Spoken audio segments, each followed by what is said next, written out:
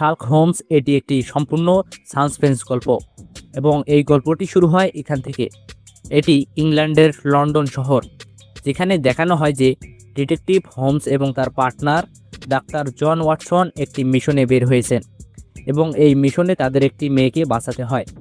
এই মেয়েটিকে যে লোকটি অপহরণ করে নিয়ে গেছে তার নাম লর্ড হেনরি ব্ল্যাকউড এবং সে এই মেয়েটিকে মারতে যাচ্ছে। তখন ওই শার্লক হোমস সেখানে পৌঁছে যায়।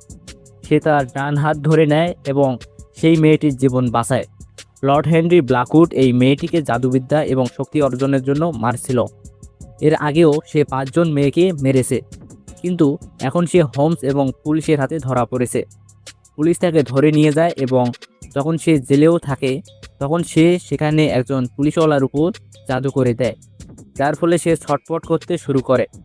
এবং যখন সেখানে অন্য একজন পুলিশওয়ালা আসে, সে তাকে জিজ্ঞাসা করে যে ব্ল্যাকউড, তুমি এটি কেন করলে? সে বলে, কারণ আমি কারোর সাথে দেখা করতে চাই। আসলে ব্ল্যাকউড শার্লক হোমসের সাথে দেখা করতে চায় এবং এরপরে শার্লক হোমসকে এই জায়গায় ডাকা হয় এবং তারা দেখে যে চারপাশের মানুষের মধ্যে ব্ল্যাকউডের ভয়, কারণ সে একজন জাদুকর, সে কালো জাদু জানে, তার মধ্যে শক্তি আছে। কিন্তু শার্লক হোমস এই সব জিনিস বিশ্বাস করে না, কারণ সে একজন বিজ্ঞানী, সে একজন গোয়েন্দা।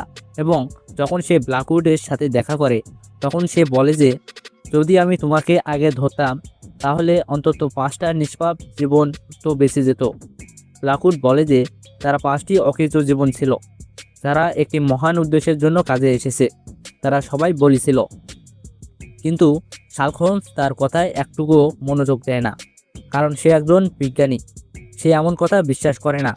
সে বলে যে যখন তোমাকে ফাঁসিতে ঝোলানো হবে তোমার জীবন চলে যাবে এবং যখন আমি তোমার মস্তিষ্ক খুলে দেখব তখন তুমিও একটি মহান উদ্দেশ্যের জন্য কাজে আসবে। ব্ল্যাকউড বলে যে তুমি তোমার চিন্তাভাবনাকে বড় করো, তুমি ভবিষ্যতের গুরুত্ব বুঝতে পারছো না। তুমি আর আমি একে অপরের সাথে যুক্ত, যা ভবিষ্যতে প্রকৃতির পুরো কাঠামোই বদলে দেব। শার্লক হোমস সেখান থেকে চলে যেতে শুরু করে এবং ব্ল্যাকউড তাকে পেছন থেকে বলে যে আরও 3 জন মরবে এবং তুমি তাদের বাঁচানোর জন্য কিছুই করতে পারবে না। এবং যতক্ষণ তুমি জানতে পারবে যে এটি তুমি সম্ভব করেছো, ততক্ষণে তুমি তোমার মস্তিষ্ক দিয়ে পাগল হয়ে যাবে এবং তোমার মস্তিষ্কের শেষ চিন্তাটা আমি হব। এবং এরপরে সেই দিনটি আসে যখন ব্ল্যাকউডকে ফাঁসি দেওয়া হবে। ব্ল্যাকউডকে জিজ্ঞাসা করা হয়, তুমি কিছু বলতে চাও? ব্ল্যাকউড বলে, মৃত্যু তো কেবল শুরু। এবং এরপরে ব্ল্যাকউডকে ফাঁসিতে ঝোলানো হয়।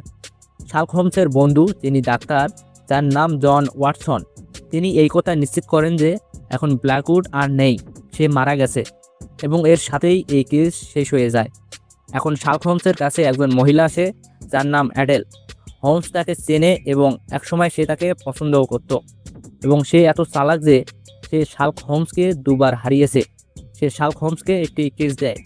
সে বলে যে লুগারিও ডন নামের একজন লোক আছে, তোমাকে আমার জন্য তাকে খুঁজতে হবে। এবং সেই লোকটির বিস্তারিত তথ্য দেওয়ার পর সে সেখান থেকে চলে যায়। কিন্তু হোমস তার পিছু নেয় এবং সে দেখে যে সে একটি টাঙ্গা গাড়িতে বসে পড়েছে, যেখানে ভেতরে আগেই একজন লোক আছে এবং শার্লক হোমস, যিনি সম্পূর্ণভাবে তার রূপ পরিবর্তন করেছিলেন, সে তাদের টাঙ্গা গাড়ির সাথে ধাক্কা খায় এবং তাদের বলে যে আমার কাছে একটি রিভলভার আছে, আপনি কি কিনতে চাইবেন? কিন্তু ভেতরে যে লোকটি থাকে সে তাকে রিভলভার দেখায় এবং লোক হোমস সেখান থেকে চলে যায়। হোমস তার পার্টনারকে বলে যে অ্যাডেল নিশ্চয়ই কারোর জন্য কাজ করছে এবং সে সম্পূর্ণভাবে তার নিয়ন্ত্রণে, যা একটি খুব বড় ব্যাপার। শার্লক হোমস এই কথাটি এই কারণে বলে কারণ অ্যাডেলকে নিয়ন্ত্রণ করা এত সহজ নয়। এখন যখন তারা দুজনেই এখানে বসে থাকে তখনই পুলিশ তাদের ডেকে বলে যে ব্ল্যাকউড সম্ভবত কবর থেকে উঠে এসেছে, আজ তাকে সেখানকার দারোয়ান সেখানে হাঁটতে দেখেছে। শার্লক হোমস বলে যে এটি খুব আকর্ষণীয়। ওয়াটসন বলে যে এটি হতে পারে না, কারণ আমি নিজেই তাকে চেক করেছিলাম, সে মারা গিয়েছিল। কিন্তু পুলিশওয়ালা তাদের সাথে যেতে বলে। সে বলে যে যদি এই খবর মানুষের কাছে পৌঁছায় তাহলে তাদের মনে আতঙ্ক সৃষ্টি হবে। এবং এরপরে শার্লক হোমস এবং ওয়াটসন সেই জায়গায় যায় এবং সেই কবরটি বের করা হয় যেখানে ব্ল্যাকউডের শরীর ছিল। এবং যখন সেটি খোলা হয় তখন তার ভেতরে ব্ল্যাকউডের শরীর থাকে না, বরং তার ভেতরে আরেকটি মৃতদেহ থাকে। এবং এখানে যত মানুষ থাকে তারা সবাই এখন আতঙ্কে আছে, তাদের মনে ভয়। তারা নিশ্চিত যে ব্ল্যাকউড একজন খুব বড় জাদুকর তার কাছে অসীম শক্তি আছে। এবং যে লোকটি সেখানে ব্ল্যাকউডকে দেখেছিল সে বলে যে আমি নিজেই তাকে হাঁটতে দেখেছি। এবং যখন মৃতরা জীবিত হয়, হোমস এবং ওয়াটসন যখন সেই লোকটিকে মনোযোগ দিয়ে দেখে তখন তারা জানতে পারে যে সে সেই লোক যাকে অ্যাডেল অল্প কিছুক্ষণ আগে তাদের খুঁজতে দিয়েছিল। এখন তারা দুজনেই এখান থেকে বেরিয়ে সেই বামনের ঠিকানা খুঁজতে চায়। আসলে শার্লক হোমস সেই বামনের কফিনের মধ্যে একটি ঘড়ি পেয়েছিল এবং সেই ঘড়ির দোকানে যাওয়ার পর তারা তার ঠিকানা পেয়ে যায়। এখানে ওয়াটসনের মনে হতে থাকে যে এটি জাদু শক্তির কোনো খেলা। সে হোমসকে বলে যে ভারতে একজন লোক ছিল যে তার মৃত্যুর ভবিষ্যদ্বাণী করেছিল এবং এমনকি সে এটিও বলে দিয়েছিল যে তাকে কতগুলি গুলি লাগবে। হোমস বলে যে হ্যাঁ, কিন্তু আমি কোনো তদন্ত ছাড়া, কোনো তথ্য ছাড়া কোনো সিদ্ধান্তে পৌঁছাতে পারি না। এবং এখন তারা দুজনেই সেই লোকটির বাড়ির ভেতরে পৌঁছে যায় যার মৃতদেহ সেই কফিনের মধ্যে ছিল, যেই কফিনে ব্ল্যাকউডের শরীর ছিল। এই বাড়িতে পৌঁছানোর পর তারা জানতে পারে যে এই লোকটি ব্ল্যাকউডের সাথে মিলে কোনো পরীক্ষা, কোনো খুব বড় প্রকল্প করছিল যেখানে বিজ্ঞাপন এবং জাদুর মিশ্রণ ছিল।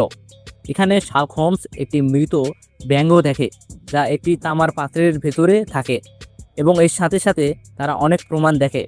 এখন যখন তারা তদন্ত করছিল তখনই এখানে কিছু লোক চলে আসে এবং তাদের সাথে একজন খুব শক্তিশালী লোক থাকে। আসলে তারা এই জায়গাটি নষ্ট করার জন্য এসেছিল যাতে এখানে কেউ কিছু খুঁজতে না পারে। কিন্তু এখন শার্লক হোমস এবং তার সঙ্গী ওয়াটসন তারা যা চেয়েছিল সেই তথ্য এখান থেকে সংগ্রহ করে ফেলেছে। এই লোকেরা তাদের উপর হামলা করে এবং তাদের সংঘর্ষে এখানে আশেপাশে অনেক ক্ষতিও হয়। একটি পুরো নৌকা পানিতে ডুবে যায় এবং তার ফলস্বরূপ তাদের দুজনকে জেলে বন্ধ করে দেওয়া হয়। সকালে ওয়াটসনের বাগদত্তা যার নাম মেরি সে তাকে ছাড়িয়ে নিয়ে যায় এবং শার্লক হোমস জেলেই থেকে যায়।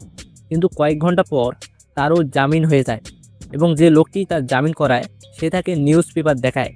নিউজ পেপারে লেখা থাকে Blackwood lives and the devil walks within, অর্থাৎ ব্ল্যাকউড জীবিত এবং শয়তান তার সাথে হাঁটে। নিউজ পেপারে এই খবর ছাপানোয় চারদিকে আতঙ্ক সৃষ্টি হয় এবং যে লোকটি তাকে নিউজ পেপার দেখায় সে বলে যে কিছু উচ্চপদস্থ ব্যক্তি তোমার জামিন দিয়েছে এবং সেই লোকেরা তোমাকে ডেকেছে। তারা শার্লক হোমসের মুখ সম্পূর্ণভাবে কাপড় দিয়ে ঢেকে দেয় এবং তাকে সেই জায়গায় নিয়ে যায় যেখানে সেই লোকেরা আছে। এখন যখন শার্লক হোমসের মুখের উপর থেকে কাপড় সরানো হয় তখন তার সামনে একজন লোক বসে থাকে। সে বলে যে তোমাকে এইসব খুব রহস্যময় লাগছে, তোমাকে মনে হচ্ছে যে তুমি কোথায় আছো এবং কার সামনে বসে আছো।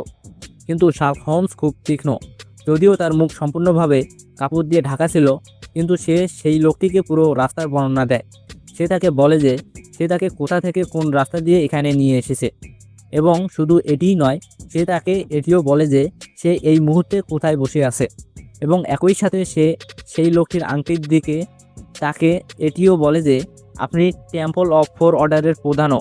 এবং টেবিলের উপর যে চিঠিগুলো রাখা থাকে সেই চিঠিগুলি দেখে সে এটি বলে যে আপনার নাম স্যার টমাস রোম। এবং এইসব বলার পর শার্লক হোমস বলে যে রহস্য তো এই যে আপনি আমার চোখে কেন পট্টি বেঁধেছিলেন। আসলে এই লোকেরা চাইছিল না যে শার্লক হোমস এটি জানতে পারে যে সে কোথায় আছে, কার সামনে বসে আছে এবং কেন বসে আছে। কিন্তু শার্লক হোমসের মস্তিষ্ক এত দ্রুত যে সে না বলায় সব কিছু জেনে নেয় এবং সে এটি এই কারণে করতে পারে যে সে তার চারপাশের পরিবেশকে খুব দ্রুত বুঝতে পারে। এই কারণেই সে সব কিছু জানতে পারে। এই লোকেরা শার্লক হোমসকে বলে যে আমাদের গোপন পদ্ধতি সবসময় বিশ্বকে নিয়ন্ত্রণ করেছে, কিন্তু তাদের ভুল ব্যবহারও হতে পারে, যা কিছু লোক ডার্ক আর্ট বা কালো জাদুও বলে। তারা শার্লক হোমসকে বলে যে আমাদের মনে ভয় আছে। শার্লক হোমস বলে যে ভয় একটি রোগ এবং একই সাথে সে এটিও বলে যে ব্ল্যাকউড আপনার ছেলে, কারণ আপনার চোখ তার সাথে মেলে, আপনার কানে সাদৃশ্য আছে এবং অনেক জিনিস এমন আছে যা সে তাদের বলে। স্যার টমাস বলেন যে এই কথা খুব কম লোকই জানে এবং আমরা এটিকে গোপন রাখতে চাই। সে বলে যে আমাদের ধর্মীয় রাজনীতির সময় সে গর্বে এসেছিল, কিন্তু আমি তার মায়ের সাথে কখনো বিয়ে করিনি এবং এখন ব্ল্যাকউড আমাদের সবার জন্য বিপদ। এবং সে শুধু 5 জন মেয়েকে মারেনি, বরং সে অনেককে মেরেছে, কিন্তু এই কথা কেউ কখনো প্রমাণ করতে পারবে না। তার শক্তি প্রতিদিন বাড়ছে, এই কারণে সে মরেও জীবিত হয়ে গেছে এবং ভবিষ্যতে সে যা করবে তা আরও বিপজ্জনক হবে। এবং তারা শার্লক হোমসকে একটি বই দেখিয়ে বলে এই বইটিতে তার মন্ত্রে তার শক্তির রহস্য লুকিয়ে আছে। এবং সে একটি সেনাবাহিনী তৈরি করছে যার দ্বারা সে পুরো বিশ্বকে বদলে দিবে। এবং এখন তোমাকে